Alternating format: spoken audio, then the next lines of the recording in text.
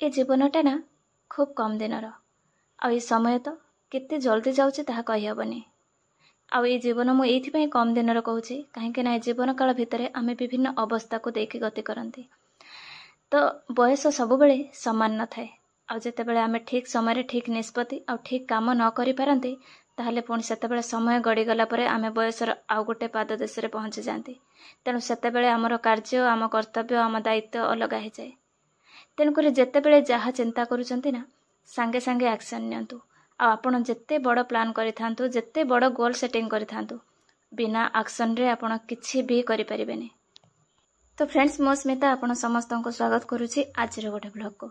आशा करुछि आपण माने बहुत बहुत बहुत भलरे थिबे, सुस्थ थिबे आ मन लगे बहुत सारा पढुथिबे। गोटे कमेंट थिला जे दीदी टाइम मैनेजमेंट हेई पारुने स्टडी पई तो कोन करा जेबो। देखंतु मु भी जेतेबेले अनमेरिड थिली झियो थिली सेतेबेले मु भी प्रोक्रास्टिनेट करिथिली, बहुत टाली थिली। आज पढिबिनी काली पढिबे, आज बोर लागुचे आज एमिति अध घंटा पढ़िबा घंटे पढ़िबा एमिति कहि कि केबे केबे बहुत समय भी हमर चली जाय छै नष्ट रे। किंतु मोर एक्सपीरियंस मोर जो अनुभूति रे मु एतिकी कहिबी जे जीवन रे जदी सतरे गोटे एटलिस्ट निजे सैटिस्फैक्शन रो सहित जीवन जीबार अछि ना तो आज रो दिनटी को आपण केबे भी नष्ट करंतुनी। आउ जिते बड़ प्लान थाउ जिते आपणकर गोल क्लियर थाउ जदि आपण आजिका डेट रे एक्शन नौ नांती ताले से सब गुडाक गोल ड्रीम रे परिणत हो जिवो आउ से स्वप्न केबे भी सत हबनी। काहे कि ना वर्तमान बेकार समस्या जेते आउ कंपटीशन हाई एइथि पई होची एम्प्लॉयमेंट कम बाहरुची आउ कंपटीशन अधिक होची जेहेतु अनएम्प्लॉयड संख्या अधिका। आउ आम ओडिसा रो मेंटालिटी एया जे समस्त गोटे गवर्नमेंट चाकरी को प्रिफर करंती। बापा मांकर आशा थाए जे पुओ झियो गोटे गवर्नमेंट चाकरीटे करदेले से माने सिक्योर हो जाते। तेणु ये जो भावना भितरे तो जेतेबेले सीट भी कम बाहर जेतेबेले वैकेंसीज कम बाहर तो सेतेबेले फॉर्म अप्लाई करथिबा पिलांक संख्या अधिका।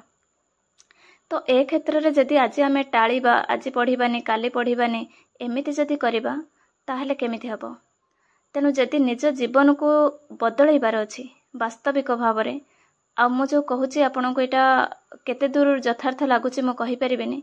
किंतु आपण जदि आज भल भाव रे न पढुचंती कि जे कोनोसी काम करूचंती जदि भल भाव रे हार्ड वर्क करू नाहंती स्मार्ट स्किल को आपणौ नाहंती ताहले सत्तरे कहूची जे जीवनटा हमर आमे जहा जहा चाहचंती आमे जीवन रे केबे भी हासिल करि परिबा नाही। आ जेहेतु आमे समस्त गोटे एजुकेटेड आमे चाहंती जे हम लाइफ रे किछि करिबा आ अन्य मानक पई किछि गोटे हमर डिस्ट्रीब्यूशन रहिबो। सोसाइटी को आसीथिले केवल आमे तो खाई पी के बंची जीवा ठीक अछि किंतु हमर कोनोसी अवदान जगदान रहिबनी। तेणु जदि लाइफ रे किछि करिबा को चाहउचंती टाळीबा पण को छाडी केवल एक्शन नियंतु। काहे कि आपन को पढिबा को समय होनी बा टाइम मैनेजमेंट काहे कि कोठी टाइमटा जाउची आगे प्रथमे देखिले तापरे आपे मैनेज हे जिवो। जदि सतरे मन रे आउ से जो कहंती ने दिमाग रे जदि से रोगटा माडी जायछि ना जे मते किछि करिवार अछि आ एटा पूरा स्थिर निश्चित जदि आम जीवन रे किछि करिवार सिद्धांत को आमे पूरा फिक्स करि नेचंती एनी हाउ आमे करिबा आपण को सेथिरु केही भी अटकै परिबेनी। किंतु कथा होची जे आपण जोठी समय दउचंती ताकू कोठी बेकार रे समय दउचंती सेटा को प्रथमे नोटिस करंतु। आपण आपणक स्टडी रे केते प्रोडक्टिव समय दउचंती स्टडी करिबा 2 घंटा पछे पढंतु ताको भल भाव रे पढंतु। 6 घंटा बसी रहिबार किछि आवश्यकता नाही। 2 घंटा जदि पढुचंती किंतु जदि पूरा फोकस्ड सहित पढुचंती सेटा भी बहुत किछि। तेणु भविष्यत रे पश्चाताप न करिबा पई आजिरो टाइम को जमा भी वेस्ट न करी केवल जहाँ जीवनर लक्ष्य स्थिर करिसंती ता पई निजको प्रस्तुत भल भाव रे करंतु।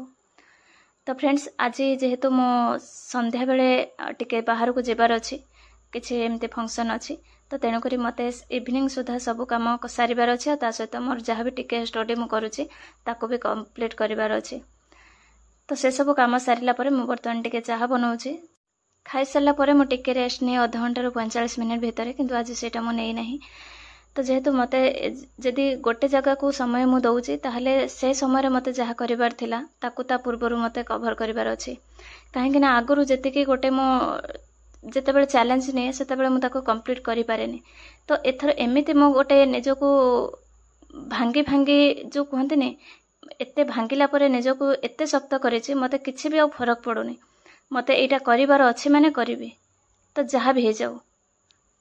तो एमिति जिद जदि आपण निज भितर नेबे ताहले समय कोठी दबा पूर्व आपण 5 थर भाबिबे जे मो समय कोठी दउची।